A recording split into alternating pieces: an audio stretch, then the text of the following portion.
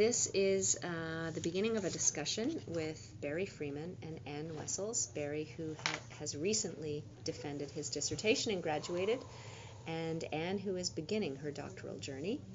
And I have some questions to help them, to help me give you greater insight from their perspective about the kinds of things that make a doctoral experience as a researcher better.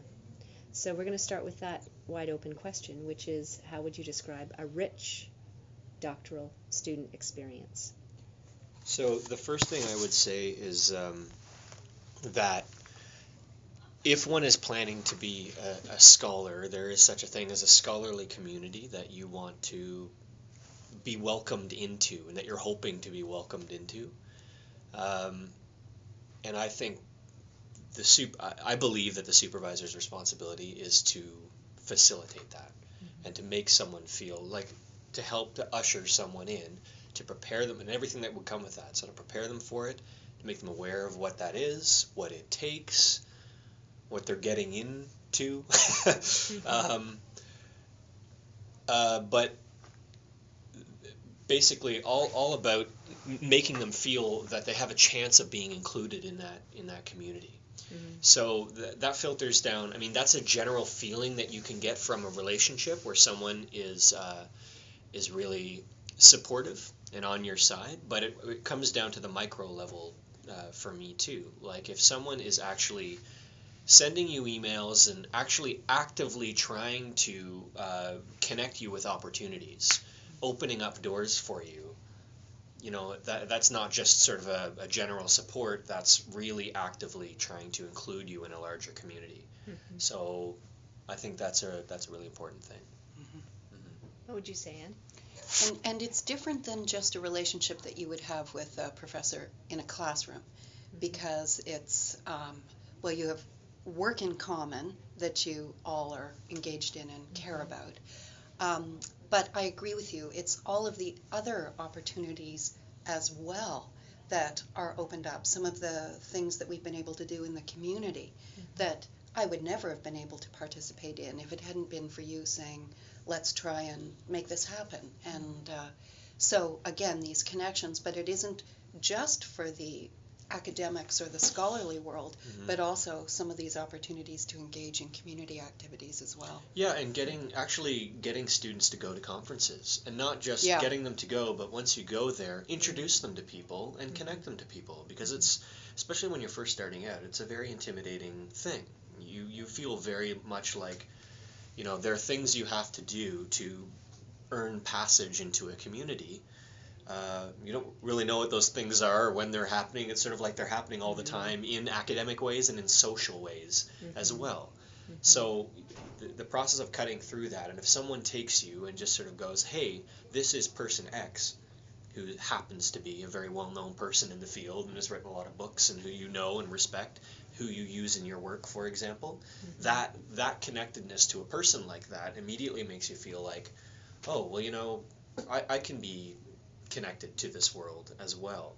So, it's partly even social, I think, as well as academic, so that you feel like, I could then email such a person and say, hey, remember me, I'm wondering if you know anything about this, or, later on down the process, I'm thinking of doing a postdoc, or, anything can happen like that, right? And it's really good to have those connections. But it's intimidating as a graduate student to just walk out and do those things. So I guess the moral of all of that is that it has to be an active rather than kind of a passive relationship, where you're just, as someone who's supervising such a student, I would think that you can't think of it as purely like, I'm just making sure this one project is a self-contained thing and I have to make sure this student is as good as it is. You should be taking that thing, making it as good as it is, and then also actively helping the student to connect it out. And the student should be taking care of that themselves at some point and at the same time, but, helping. That's all. I think if we didn't have the relationship and the participation in your research project, and I were to go to a conference, I would either be passive and not present because I didn't feel ready yet, or I would be presenting my own work. But going with the research project that we've all been involved in, it's almost like you can go to a conference under the protective cover of this project. I get to see how presenting works. I get to try it out, but I'm trying it out in a sense where I'm being very guided in how I'm doing that. And it feels like sort of mid-ground between just being passive at a conference and then presenting your own work. And in a sense, I look at it as a continuation of the apprenticeship that really I think being part of a research project is. But that apprenticeship has arms in things like conferences. So the challenging aspects of the supervisee roles, or the PI on a project and the research assistants, as you both are, what are the kinds of things, perhaps maybe look at it this way, what could a supervisor do, or a lead researcher do to waylay some of the obvious challenges there are when you have your own projects, you have this project, there are multiple commitments, there may be wonderful convergences, but there may not be. How should a supervisor think about creating that culture?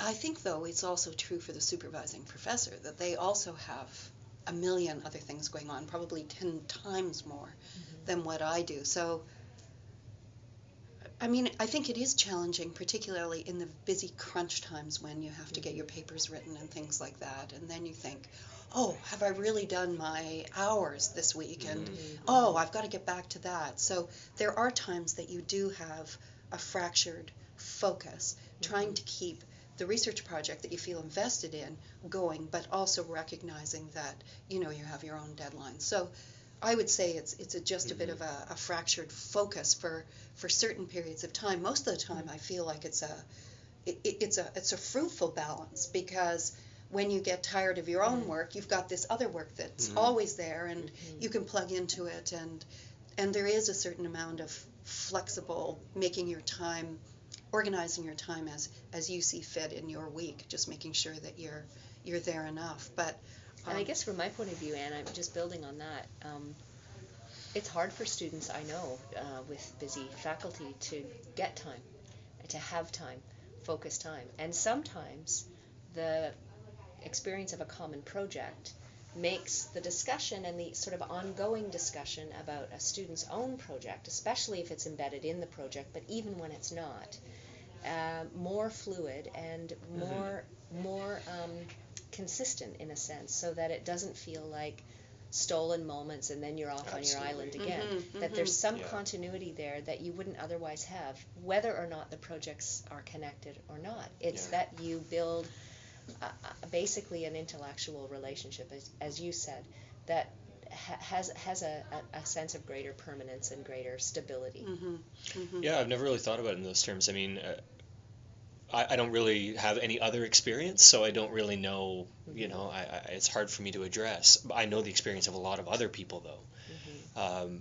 But, you know, I'm constantly saying to people that I feel blessed, and that's a big part of it, I think, because I feel that, you know, our supervisory-student relationship has just been kind of woven into this work so completely that I know very well where you're at with sort of thinking about my project, but where you're at in your own work as well, so that we just have a much larger understanding than we would have if we only met every 4 or 5 months. And I can't even understand what that's like, actually. And, you know, you've always been really great too in you know, we've said this many times, but in making, you know, time quickly, you know, sort of making yourself available quickly. And then when you do have an hour and we sit down and we actually would have a conversation about my thesis, for example, it would be great. It would be a rich hour, you know, you would be very focused on it, and that would be fine. You know, for fellow students I know that I have, it's hard to get that time.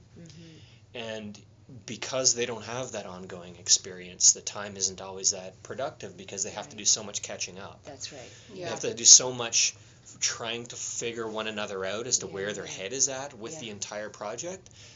So I never really thought about sort of the mutual enriching aspect of that. I've just kind of taken it for granted because it's always been there. But, you know, I can see how that would have helped many, many friends. And it's another interesting thing to think about in terms of how, you know, faculty want to think about how to supervise students. That's absolutely right.